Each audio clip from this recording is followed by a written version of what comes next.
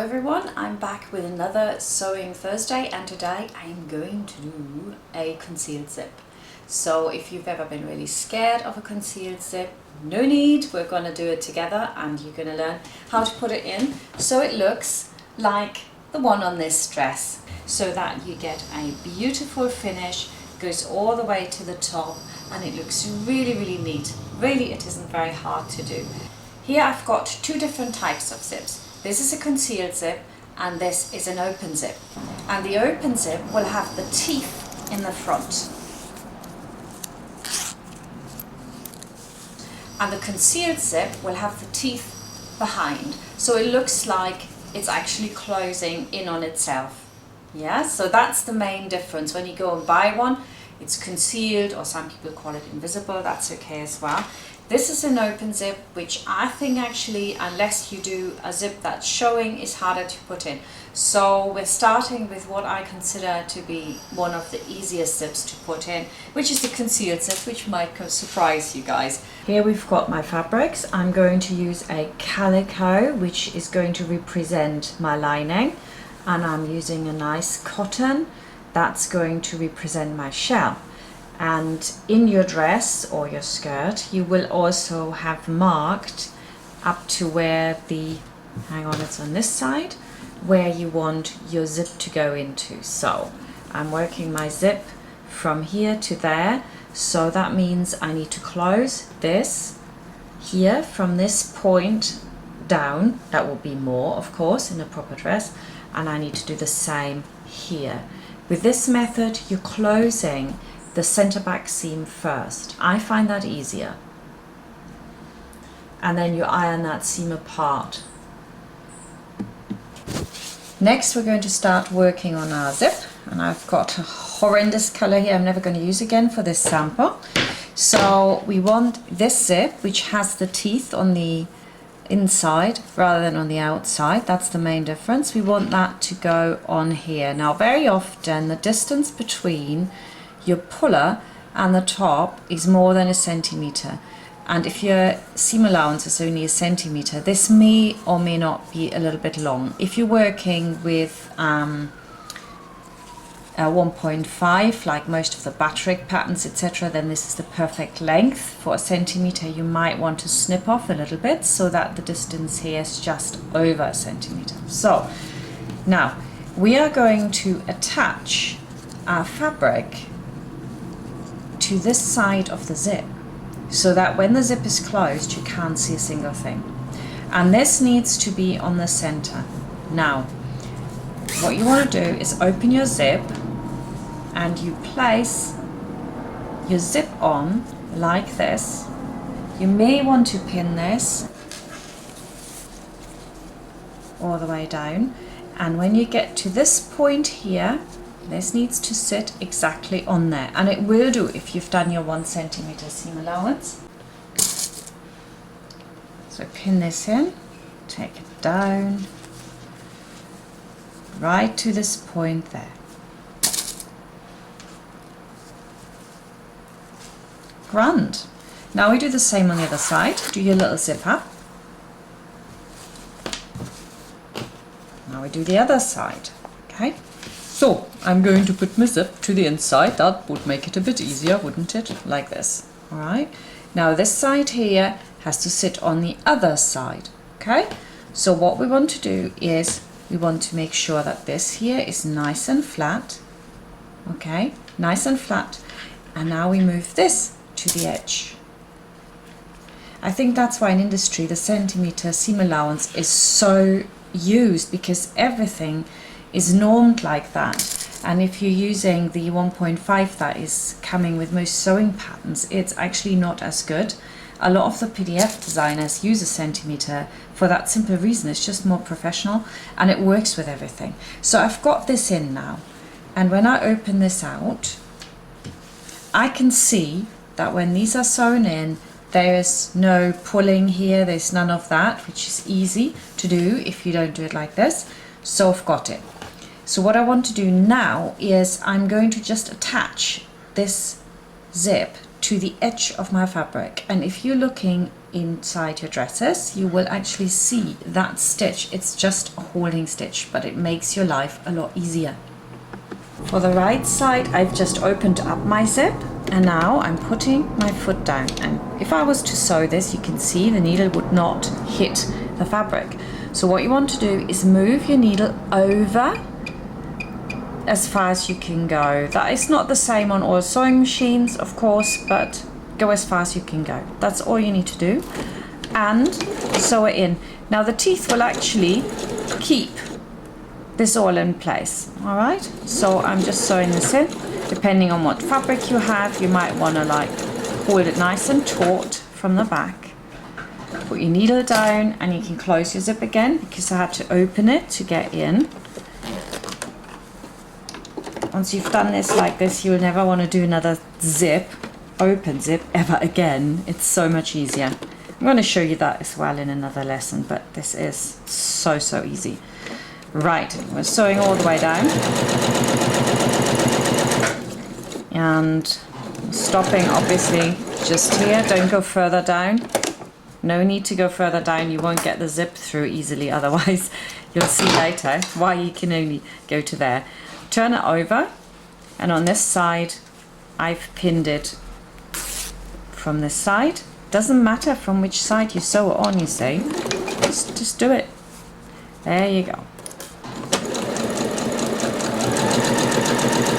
Let me sew this one in and close my zip again once I've gone past the top there. There we go. And also while you're sewing this in, you can see this needs to be really nice and flat. If it isn't, then there's something amiss. Okay. Oops. Got that. And we're sewing to exactly the same point, which is great because I can actually see it now, can't I? So I can see how far I need to go. There we go. Now comes the interesting part. What we're going to do is now we're actually going to attach the zip to the center. And in order to do that, we need to open the zip all the way down. This is why it's really handy to have a zip that's quite a little bit longer, not as long as this. You don't need that. That's just because that was the most hideous color I had. And you grab it here and open it up. So maybe a couple of inches more, you know, 7, 8 centimeters longer than you need. So then it's really easy to do. So now we've done this, we need to sew a zip in properly. We need to sew right in here. And in order to do that, we need, wait a minute, our zipper foot. This little zipper foot. And again, we're going to sew right on the edge. So when I put this in here and I open this out with my hands and I glide along here, the needle will just hit there again and again all the way down. If you haven't got a really good zipper foot with your machine because you are, you know, beginner and you couldn't afford a really expensive machine, you can actually do this for hand. You can go in here, move this back, don't go on here obviously, just right next to it, and you can stitch this all in by hand and it'll be just as beautiful. So if you are with that predicament, then that's what you want to do. We want to move the needle for this one over all the way to the edge, and then we're going to stitch it in. Right, open it out, put that foot on there, secure your stitching, and now all you have to do is go close to it. And the beauty is, if you didn't quite hit it, you can just go again, you go over it. So I'm making sure though that none of this happens. Now with cotton it's really easy. If you have a chiffon or something, this will happen. So make sure that one hand is there, one finger is there.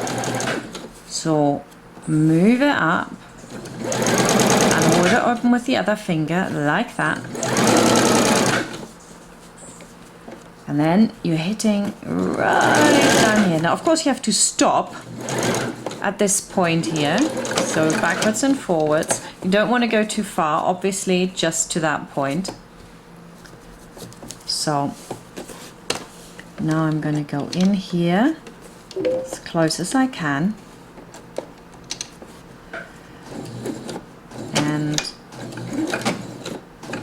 backwards and forwards, and then I go up.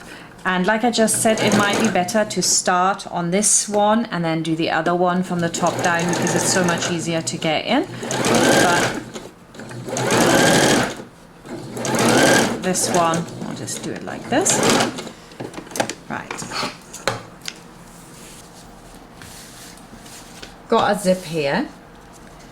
Okay, so grab the nozzle and do your zipper. Yeah, done up, and then ta-da, magic. Yay! I've got my zip in. We're going to obviously stitch across here so we can cut our zip off. I've done 2 lines here just to make sure, and don't ever use your proper scissors, your fabric scissors, to cut this because the plastic will blunten it. So use your paper scissors to cut your zip off. Now we're going to put the lining on. Now just imagine this is the edge of your dress or your skirt, and you want to put the lining on here. You want to fold over your lining like this so that it's about 8 millimeters, not quite a centimeter off. And then you're rolling your zip out like this, and you're folding that over like that. The important thing is that it covers, but that this part isn't all the way in there, because you will catch your lining and you don't want to do that. You can go in a little bit further there.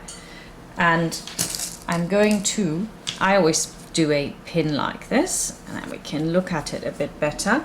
So basically what I've done is I've folded my zip around my lining, and then all I have to do is stitch across there, turn it, and it'll come out beautiful. So I do the same on the other side. You take your lining, it will be like that. You fold it over. It will be folded over a little bit more. It will not be a centimeter. Obviously you're shortening it because you don't want it to hit your zip right in there. Okay, you're a little bit further over. That it's really important for this zip. Like this, see? And now we're going to just sew along here, pretending that's our neckline or the top of our skirt. Right, here I come. Yum, yum, yum, yum, yum. And now I'm going to make sure that this doesn't give you a nose. This is also something quite important. Just a little bit lower than your seam allowance, okay? So I've just come a little bit lower. There we go. And now it looks like this. Okay, now magic happens. You can cut this. Big moment. You turn it. Right. There we go. Shwoop-de-whoop. Ah, look at that. Great stuff. Can you see? And then the lining turns in like that. So we turn the other side as well. Excellent. Do up our zip, and then we can see that here. So you could put a hook and eye, or you could sew a bit deeper. I sometimes do that because I'm not a fan of this hook and eye, but a lot of people like doing that. Anyway, this is in to make sure that your neckline is lying really nice and flat. You can also understitch this now onto here. You might not go all the way to the end, obviously, because you've got this in here, but you can sew a little bit on there and then turn that, and you're getting the most beautiful zip. And now you can see I've ironed it so it lies really nice and flat. There we go. Beautifully inserted zip. So what you need to do is go in to hide your ugly thread end there. So I've got that. I'm going to tunnel through here, see, like that, come out, pick up a little bit of my zip, and then where I came out, that's actually where I go in. And you work your way all the way around, and I'm coming back up here, so I'm still doing my tunneling, picking up a little bit, and going through There we go. Done. Now I want to secure this one in here as well, so I tend to just do a secure stitch, and then I go back down a little bit, because what I don't want is for this to come apart. So I'm just going to do that and then down. There we go. Got my zip in both sides. There were no schummeling here, as we say in Germany. You've seen it all. It isn't difficult. So when you're making the skirt next week, or if you're making my lovely Wonderland dress, then this is the method we're using. Thank you for watching the sewing workshop every Thursday, and next week we are back with how to sew a skirt without a pattern. See you there. Bye.